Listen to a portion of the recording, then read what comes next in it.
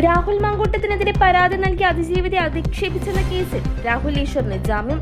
Thiruvananthapuram principal sessions കോടതിയാണ് ജാമ്യം അനുവദിച്ചത്. 16 ദിവസത്തിനു ശേഷമാണ് ജാമ്യം. സമാനമായ കേസിൽ സന്ദീപ് വാര്യരുടെ മുൻകൂർ ജാമ്യാപേക്ഷ നാളെ പരിഗണിക്കും. സംവിധായകനും മുൻ MLA-യുമായ PT കുഞ്ഞുമുഹമ്മദിനെതിരായ ലൈംഗിക അതിക്രമ പരാതിയിൽ പരാതിക്കാരുടെ മൊഴി രേഖപ്പെടുത്തി.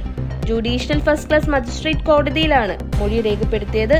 പരാതിയിൽ കഴമ്പുണ്ടെന്ന് പോലീസ് നേരത്തെ വ്യക്തമാക്കിയിരുന്നു.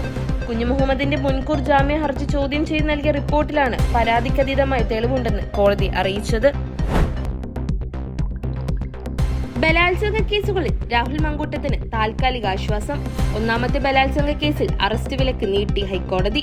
മുൻകൂർ ജാമ്യാപേക്ഷ വ്യാഴാഴ്ച പരിഗണിക്കും. ഫുട്ബോൾ ഇതിഹാസം ലയണൽ മെസ്സി ഡൽഹിയിൽ ആവേശത്തോടെ വരവേറ്റ് ആരാധകർ. 3 ദിവസത്തെ പര്യടനം ഇന്ന് അവസാനിക്കും. IPL മിനി താരലേലം നാളെ അബുദാബിയിൽ. 10 ടീമുകൾക്ക് വേണ്ടത് 77 പേരെ. ലേലത്തിൽ മലയാളികൾ ഉൾപ്പെടെ 350 താരങ്ങൾ.